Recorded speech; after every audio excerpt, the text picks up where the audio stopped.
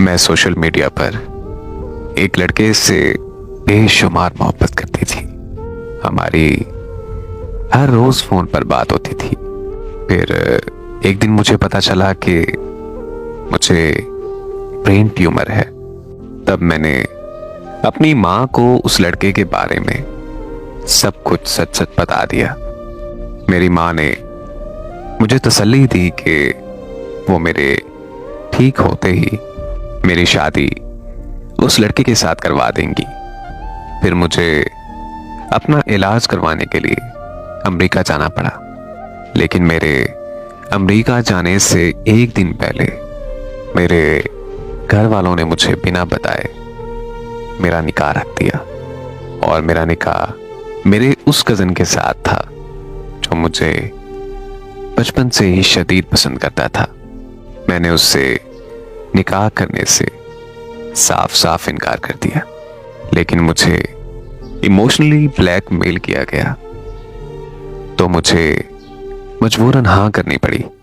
उस वक्त हमारा निकाह हुआ और निकाह के बाद मुझे पता चला कि वो मेरा कज़न भी मेरे साथ अमेरिका जा रहा है। इस तरह मैं अपने कज़न के साथ अमेरिका चली गई और जिस लड़के से मैं प्यार करती थी उस तक मेरे घर वालों ने ये खबर पहुंचा दी थी कि उसकी मौत हो गई है। अमेरिका जाकर मैंने अपने कज़न के साथ कोई बात नहीं की और वैसे भी अभी हमारा सिर्फ निकाह हुआ था, रुखसती अभी बाकी थी। वहां मेरा दिन ब दिन इलाज चलता रहा और अल्लाह के करम से मैं बिल्कुल ठीक हो गई। और फिर 3 महीनों बाद मैं और मेरा कज़न पाकिस्तान वापस आ गए। जैसे ही मैं पाकिस्तान वापस आई तो मैंने फौरन उसी लड़के से राब्ता किया। जब मैंने उसे कॉल की तो वो फोन पर बहुत ज्यादा रोया और उसने मुझे कहा कि मुझे पता था कि तुम जिंदा हो। मैंने उसे वो सब बताया जो मेरे साथ हुआ। उसने मुझे कहा कि मेरी जान, अब तुम फिक्र ना करो, बस तुम अपने उस कज़न से तलाक ले लो ताकि हम दोनों आपस में शादी कर सके। मैंने अपने घर वालों से कहा कि मुझे मेरे कज़न से तलाक चाहिए, लेकिन मेरे घर वालों ने कहा कि नहीं मेरी बेटी, अब ऐसा बिल्कुल मुमकिन नहीं है। तो फिर मैंने अपने कज़न से दरखास्त की कि वो मुझे तलाक दे दे। लेकिन उसने मुझे कहा कि वो मुझे कभी भी तलाक नहीं देगा। वो मर तो जाएगा लेकिन कभी भी मुझे नहीं छोड़ेगा। मैं अपना घर छोड़कर एक हॉस्टल में रहने लगी और अदालत में खुला का केस फाइल कर दिया। उन्हीं दिनों वो लड़का मुझे मिलने आया और मुझे एक हॉस्टल में ले गया। वहां जाकर उसने मेरे साथ जिस्मानी ताल्लुक कायम किया और उसके बाद वो वापस चला गया।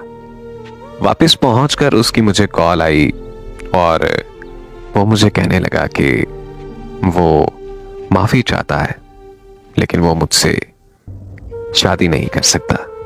मैंने उसकी बहुत ज्यादा मिन्नतें की लेकिन वो मेरी कोई बात भी मानने के लिए तैयार नहीं था।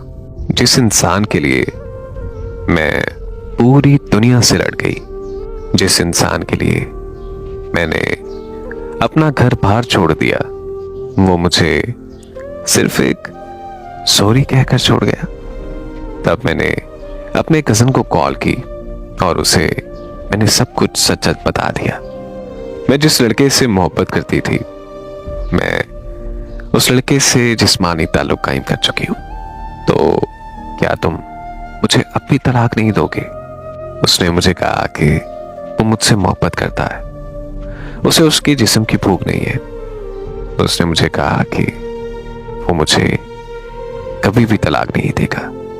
फिर मैंने खुला का केस वापस ले लिया और अपने घर वापस चली आई और मैंने अपने घर वालों से कहा कि वो मेरी रुखसती मेरे कज़न के साथ कर दे। मेरी ये बात सुनकर सब घर वाले बहुत ज्यादा खुश हो गए और मेरी शादी की तैयारियां करने लगे। सब कुछ ठीक ठाक चल रहा था। शादी से 2-3 दिन पहले मुझे पता चला कि मैं प्रेग्नेंट हो गई हूं। मैंने उस लड़के को कॉल की और उस लड़के को अपनी हालत के बारे में बताया, तो मुझे कहने लगा कि ये सब चीजें मुझे मत सुनाओ, तुम अबॉर्शन करवा लो। मैं उसकी बात सुनकर फूट फूट कर रोने लगी। मुझे समझ नहीं आ रहा था कि मैं क्या बात करूं उससे, मैं उसे क्या कहूं। मुझ पर जैसे एक सख्ता सा तारी हो गया। मेरे हाथ पांव सुन्न हो चुके थे कि मैं अब किसे क्या क्या जवाब देती फिरूंगी। तो मैंने जल्दी से अपने उस कजन को कॉल की और मैंने अपने कजन को प्रेग्नेंट होने के बारे में बताया। उसने मुझे कहा कि कोई बात नहीं, मैं इस बच्चे को अपना नाम दूंगा, लेकिन प्लीज मेरी तुमसे सिर्फ एक ही दरखास्त है।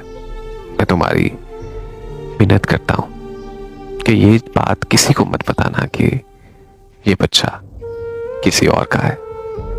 अपने कजन की बेशुमार और सच्ची मोहब्बत देकर मैं सजदे में पड़ गई। मैंने रो रो कर खुदा से अपने गुनाहों की माफी मांगी और उस रब का शुक्र अदा किया कि उसने मेरी इज्जत बचा ली।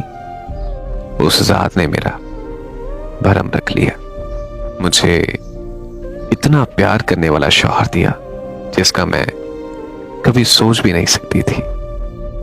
आज मैं अपनी जिंदगी में बहुत ज्यादा खुश हूं और मैं अपने शौहर के साथ एक खुशहाल जिंदगी जी रही हूं।